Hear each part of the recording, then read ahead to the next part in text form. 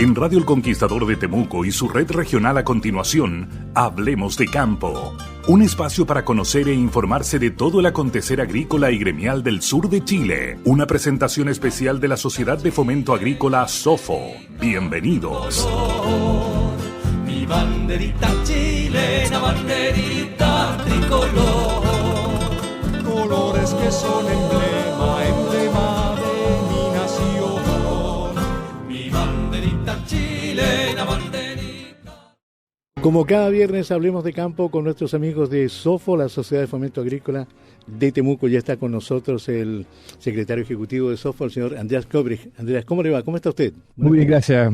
Buenos días. Con harto ánimo, con solcito, ¿verdad? Sí, estamos aquí con... Sí, claro, por supuesto. Este sol siempre un poquito, aunque alumbra y no calienta, dicen por ahí, pero siempre ayuda para las el ganas, ánimo, claro. Para el ánimo de todas maneras, por supuesto. Exacto. Yo he venido mencionando también que el tema de hoy está relacionado con la onda polar en el centro-sur del país, semanas de bajas temperaturas.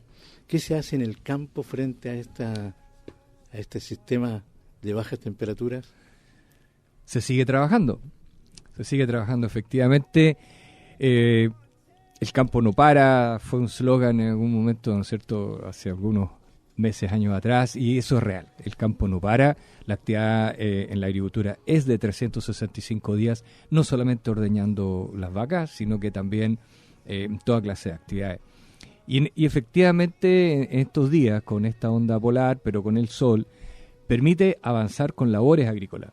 Evidentemente cuando hay escarcha, cuando está todo helado, no se puede hacer nada, digamos. También cuando se derrite la escarcha también se genera un momento, un poquito de un barro que también impide hacer labores de siembra. Pero ya mejorando las condiciones a media mañana o ya al mediodía, permite avanzar y bastante bien. Son días que se les saca mucho el jugo, el ritmo, en el caso de los agricultores de cultivos anuales, y avanzan mucho con sus siembras. Así que eso, son días de intenso trabajo. Hace mucho frío, hay que hacerlo afuera, pero hay mucho trabajo intenso. ¿Se puede hablar de siembras de invierno y siembras de primavera? Sí, es correcto, eso es correcto. Efectivamente existen las siembras de invierno, a veces hay variedades, hay tipos de trigos, quedémonos en trigo, pero aplica prácticamente para todos los cereales, cultivos anuales. Que tienen que se acomodan mejor a condiciones de invierno y otros que se acomodan más a condiciones primaverales. Hay cosas técnicas que probablemente son más complejas de explicar, pero efectivamente hay algunas variedades, algunos tipos de trigos que requieren frío, les hace bien el frío, necesitan el frío, porque vienen de ambientes, no hay que olvidarse que hay una buena parte del mundo en el invierno está incluso con nieve, entonces perfectamente a propósito de Rusia, de Ucrania, de esa condición, ahí es costumbre de sembrar el trigo y después viene antes de las nieves, digamos, de que nieve, queda todo sembrado, cae la nieve y luego, digamos, se derrite, pasa el tiempo, ¿no es cierto?, un mes, 4 semanas, 6 semanas con nieve, se derrite y empieza a emerger el cultivo junto con el derretimiento de las nieves. Entonces, el frío no es necesariamente en todos los cultivos genera problemas, sino que incluso a veces es necesario, es deseable. Incluso, aún más, en el caso de muchos frutales, los frutales florecen después de haber acumulado una X cantidad de horas frío. Son acumulaciones de horas realmente de bajas temperaturas. Es la señal que tienen los vegetales para comprender de que pasó el invierno y ahora comienza la primavera y el verano, donde entra una condición sin heladas o de mejor temperatura como para madurar la fruta o el producto que sea, digamos, semillas o frutas. Y en el caso de las siembras de invierno, podemos decirlo así, también claro, de primavera, ¿en los productos hay diferencia de calidad? De calidad final probablemente no, yo creo que menos, pueden haber algunas sutilezas, pero no es la misma semilla, no es la misma variedad. Son variedades distintas, que tienen un comportamiento y una adaptación levemente distinta. Por eso digo variedades de invierno, y los agricultores que me están escuchando saben muy bien de lo que estamos refiriéndonos, que son variedades de invierno y que tienen cierto plazo o tiempo hasta cuando se pueden sembrar, ya qué sé yo, en agosto, tal vez algunas logran sembrarse hasta julio, pero después ya de agosto en adelante necesitan otra variedad que esté adaptada a una condición diferente. Así que eso, por eso seguimos trabajando, seguimos sembrando el sector agrícola hoy día, y si los que estén pasando por la carretera, viendo por los caminos, digamos, van a ver normalmente mucha actividad en estos días. Por otro lado también el tema de las heladas, de la acumulación de nieve, en fin, eso permite que después cuando se acerca la primavera el derretimiento, y eso contribuye a que los cauces de los ríos traigan más agua, y eso permite las napas también para los próximos... Por supuesto, ahí hay una recarga de las napas freáticas o niveles de agua, digamos, subterráneos, pero también permite el riego, porque justamente ese derretimiento que va pasando por los cauces, pensemos también que los cauces, los menores cauces, estoy planteándolo al revés, son siempre en otoño, en invierno, o sea, en otoño, antes de entrar al invierno, los ríos tienen los menores cauces. Después empieza a subir el cauce a propósito de las lluvias, pero así también primavera-verano por el derretimiento de las nieves que usted se refería. Entonces, ese es parte del sistema, cómo se van alimentando los ríos también con el agua para la vía del río mismo, y bueno, el caso nuestro para poder regar los que tienen posibilidades de derechos de riego. Ahora, Andreas, en general, ¿cuáles son los principales problemas que enfrentan o que se enfrentan en la producción agrícola? En invierno, los principales problemas yo creo que son evidentemente las condiciones climáticas. Los días de lluvia son malos días. Con lluvia no se puede hacer nada. El tractor se llena de barro, no solamente la incomodidad del agua, pero necesitamos el agua. Todos los agricultores saben y sabemos, ¿no es cierto?, que el agua es muy importante. Necesitamos que llueva. Necesitamos, como a veces señalo, esa esponja. El suelo es una esponja, que esa esponja se llene con agua. Y por eso es que necesitamos las lluvias. Entonces, yo creo que los principales problemas son probablemente los días de lluvia, que no permiten hacer nada, no permiten avanzar con la tarea. ¿Por qué hablamos de avanzar? Porque en la agricultura existen fechas. Hay la oportunidad de hacer las labores, es una cosa muy importante. Hay algunos márgenes, pero son márgenes de días, de algunas semanas. No solamente, como señalábamos, por el tipo de trigo, por ejemplo, que estoy sembrando, que el trigo este es de invierno y no de primavera. Entonces tengo que sembrarlo en tal o cual época, porque son también de periodos vegetativos largos. Vamos a entrar en temas más técnicos, pero hay fechas, hay que irlas cumpliendo. Si no se cumplen dentro de esas fechas, tal o cual labor, significa que el resultado final que voy a tener va a ser menor. Estoy mermando, estoy teniendo una pérdida. O sea, si me atraso en una fecha de siembra, si me atraso en una aplicación de un herbicida, si me atraso en la aplicación de los nitrógenos o de los fertilizantes en general, si me atraso, eso tiene costos en rendimiento. Eso se baja el rendimiento final y probablemente también la calidad del producto a obtener. Entonces, esa es parte de la estrategia que el agricultor debe diseñar, y que diseña, por cierto, y que va planificando y programando y cumpliendo, digamos, lo más cercano posible. Y ahí es donde el clima, las lluvias especialmente, son las que más incomodan. Como señalé, más que las heladas, a veces las heladas, especialmente estos días, cuando después sale el sol y realmente se hace un poquito más agradable estar afuera, en el campo, son días que también para el agricultor, para el trabajador agrícola que está ahí, le da impulso, mejora el ánimo, como señalamos al comienzo, y le permiten avanzar bastante con estas tareas que tenemos que realizarlas durante la temporada de invierno. Bueno, estamos conversando con el secretario ejecutivo de SOFO, la Sociedad de Fomento Agrícola de Temuco, el señor Andreas Kobrich, y el tema que estamos desarrollando es la onda polar en el centro-sur del país. Si bien algunos agricultores sufren estas consecuencias, ¿hay seguros agrícolas? Qué interesante. Sí, efectivamente existen los seguros de riesgo climático. Son seguros que están enfocados esencialmente a seguros catastróficos. Si uno permite hacer alguna comparación, es con la pérdida total. Cuando vemos en el caso de los vehículos, ¿no es cierto?, auto, es como un seguro de pérdida total. Porque efectivamente, tal vez un topón pequeño o no tan pequeño, pero finalmente algo que no es pérdida total, es abordable por cada uno o es parte del riesgo de los que conducimos y los que asumimos. Como ya señalé, digamos, está el riesgo de salir con vehículo a la calle. Lo mismo con el caso del agricultor.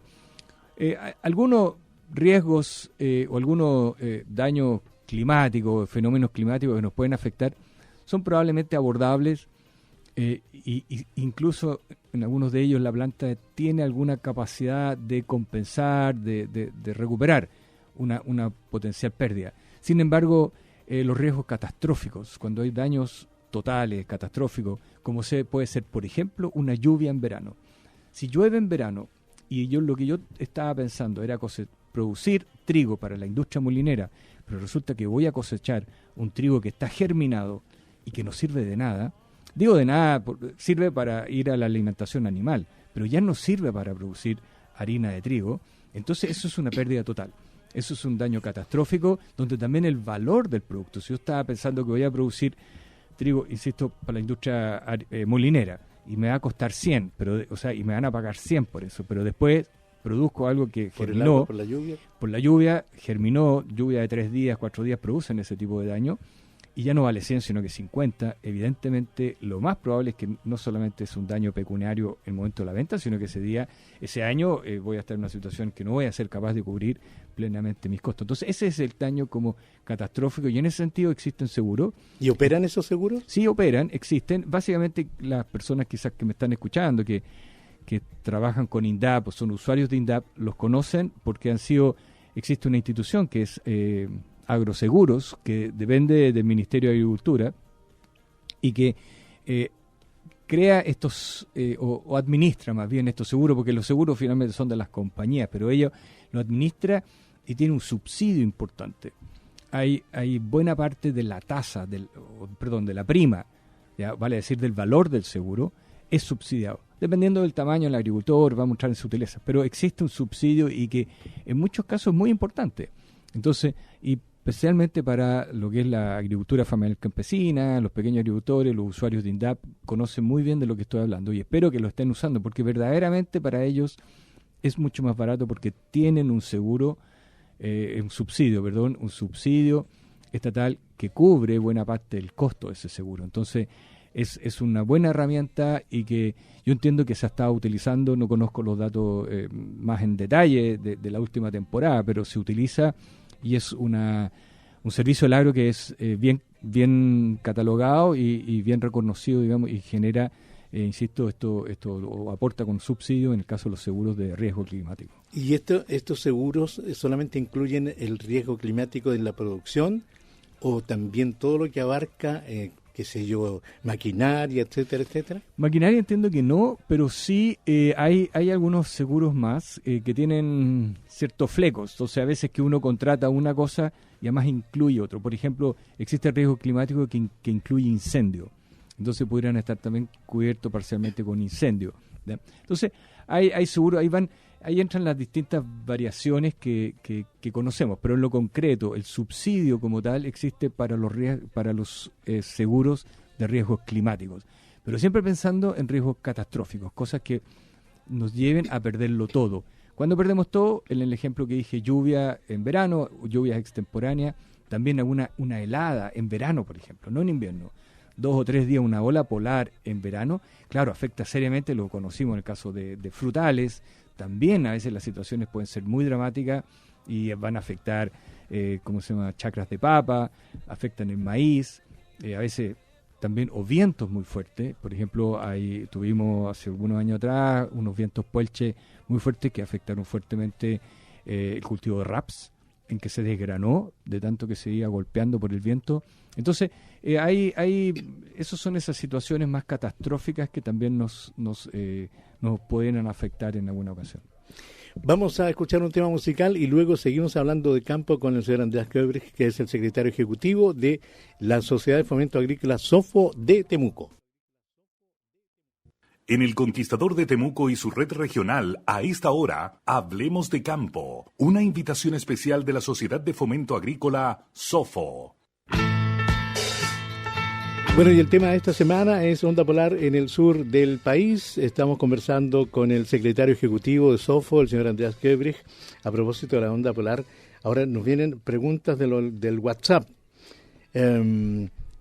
¿Cómo afectan las bajas temperaturas a las aves domésticas? ¿Hay algunas medidas que se puedan adoptar? Sin duda, sin duda. Y que las afectan, las afectan. No soy médico veterinario, así que me perdonen los que están escuchando, pero sin ninguna duda, las aves, y bien vemos, como ellos el frío les afecta mucho. Y se juntan, uno puede verlo fácilmente en el caso de las aves. Entonces, poner atención en ese caso en la alimentación, que gocen de una buena alimentación.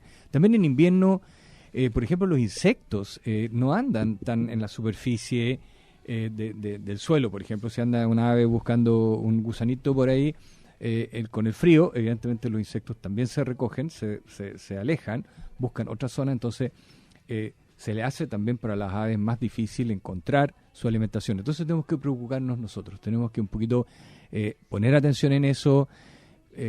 La persona que tiene aves se va a dar cuenta cuando una ave está perdiendo peso. Normalmente con el plumaje no es fácil de verlo, pero ya un ojo un poquito más especializado lo va a ver. Y eso hay que recuperarlo esencialmente con grano, entregando granos o una alimentación. Suplir, hablamos muchas veces de suplementar la alimentación normal que tienen las aves justamente, o los animales en general, en estos meses de invierno donde se hace un poco más difícil a los animales acceder libremente, ya sea a la pradera que no está creciendo, ¿no es cierto? Los granos y cosas ya no hay en el suelo de semilla, así que hay que poner atención ahí a suplementar esa alimentación.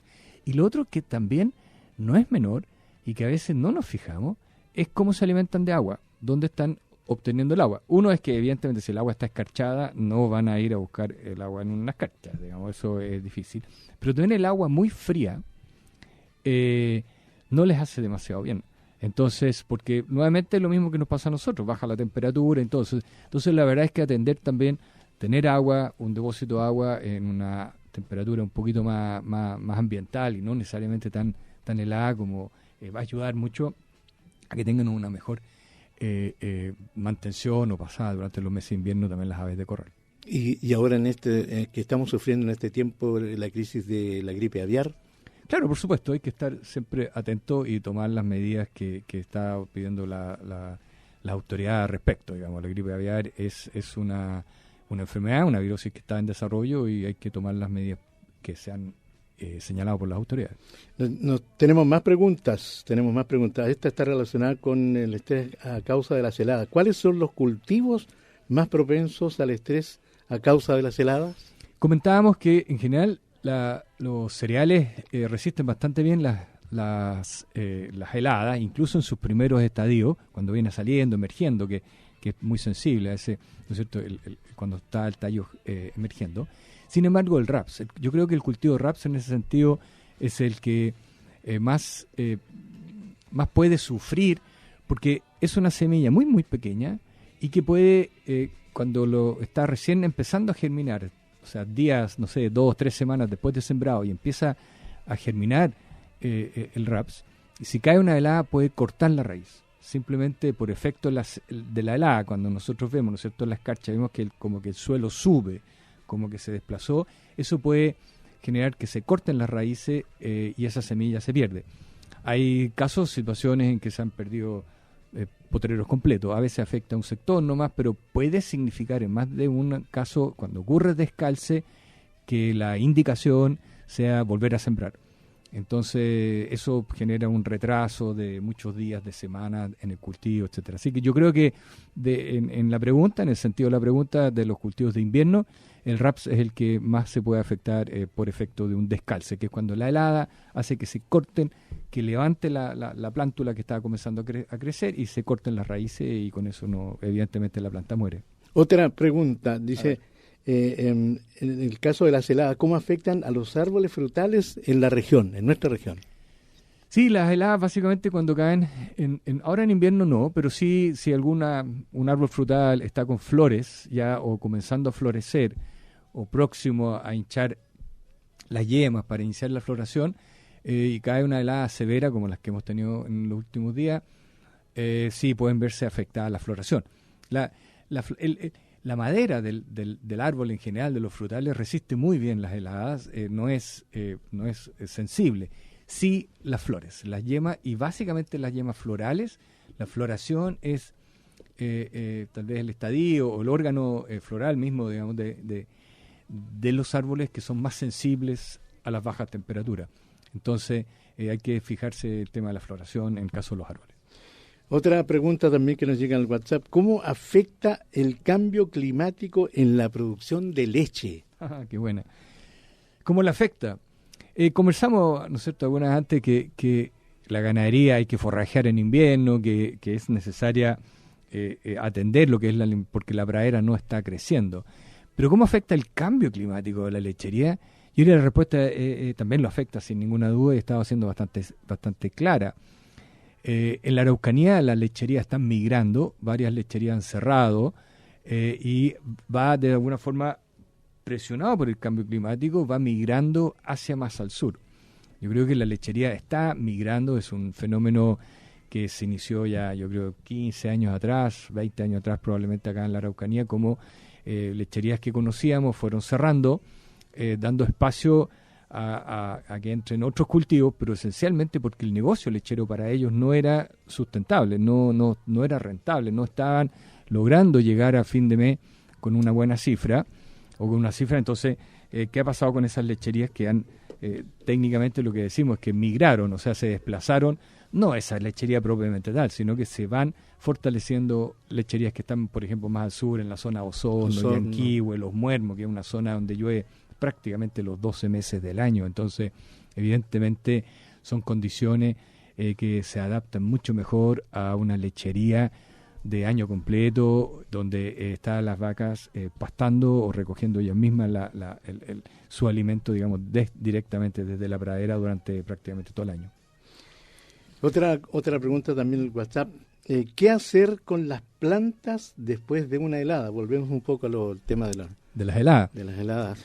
Sí, después de una helada, bueno, ahí hay que ser bastante observador, ver en la medida que exista algún tejido verde todavía y que creamos que la planta no ha muerto completo, porque ya cuando está negra, una hoja negra no se recupera, eso correcto. Simplemente entró en una necrosis, celó y punto. Pero cuando existen puntos de crecimiento verde y que puedan reaccionar o seguir creciendo, yo creo lo fundamental es fortalecer la alimentación de la planta. Hablábamos de las aves, que había que fortalecerlos con grano en los meses de invierno, en el caso de la planta con fertilizantes. Los fertilizantes son la forma de nutrir, ¿no es cierto?, a las plantas, y ahí entregar o fertilizar adecuadamente, o si estoy un poco atrasado con una fertilización, bueno, entonces adelantarla, hacerla en esa fecha.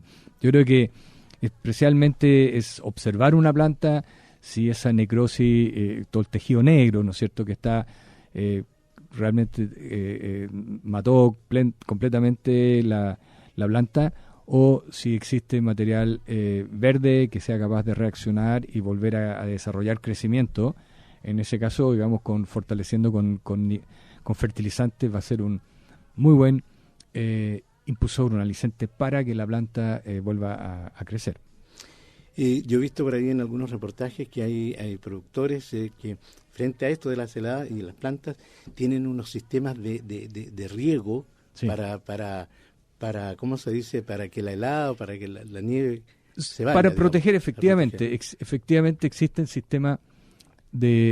varios sistemas para que las heladas no afecten a los frutales, básicamente los frutales, que son, ¿por qué hablamos mucho de los frutales? Porque los frutales en este sentido son huertos y también la producción de mucho mayor valor.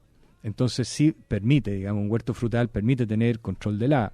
Y hay distintos sistemas de control de helada, algunos son con hélices, sí, que hacen que se muevan y podemos ver. Otros elevan un helicóptero que lo tienen ahí, entonces cuando el helicóptero baja a tal o cual temperatura empieza a mover toda esta masa de aire, para que no se hiele la zona donde está la planta, que uno no impide que hiele, lo que impide es que la planta se hiele, en definitiva, moviendo el aire. Y lo mismo con este sistema de control con agua, sí, hay un sistema que permite, donde se crea una capa de agua sobre las hojas y se congela eso, pero no se congela el tejido mismo de la planta. Es una forma, digamos, muy técnica que ya se ha desarrollado hace varios años, entonces que permite proteger también de la helada con este riego, pero como digo, cubriendo muy bien a la planta. Tiene una gran característica o importante que necesita muchísima agua, porque hay que ser capaz de mojar el huerto completo en ese minuto, cuando está helando, o sea, hay que comenzar un poquito antes. Entonces, no es como hacer un riego donde yo riego un cuartel hoy día, mañana el otro cuartel y el pasado mañana el otro, donde me puedo demorar una semana dando vueltas, regando distintas partes de un cuartel. Aquí tengo que cubrirlo todo. Entonces es una característica que no todo el mundo tiene, porque hay que también disponer de mucha agua para hacerlo. Pero funcionan bien, son sistemas de control de la que se aplican básicamente en los huertos frutales, como ya señalé, porque son huertos que generan de mucho mayor valor, tanto en el producto como el huerto mismo. Muy didáctico, de gran importancia el tema que hemos tratado hoy día, también para nuestros auditores y auditoras. Todos hemos aprendido un poco más acerca de esto. Yo quiero agradecer nuevamente la gentileza de Andreas Koebrecht, que es el secretario ejecutivo de SOFO, por acompañarnos cada viernes aquí en El Conquistador. Muchas gracias y que sigamos teniendo estos bonitos días en estos meses de invierno. Por lo menos no se anuncian precipitaciones hasta el domingo. Sí, como ya hemos señalado, el agua también es necesaria, pero estos días hacen bien y también el alma tiene que un poquito energizarse y ojalá que también, a propósito de los alumnos y el virus sincicial y que se está, yo creo que esto también ayuda a que ventilemos y que también salgamos un poquito más afuera para respirar aire puro. Perfecto. Mucho éxito. Gracias por estar con nosotros. Gracias. El acontecer gremial y los más destacados de la agricultura del sur de Chile han sido parte de la mañana en El Conquistador de Temuco y su red regional. Hablemos de campo, una gentil invitación de la Sociedad de Fomento Agrícola SOFO. Tricolor, mi banderita chilena, banderita tricolor, colores que son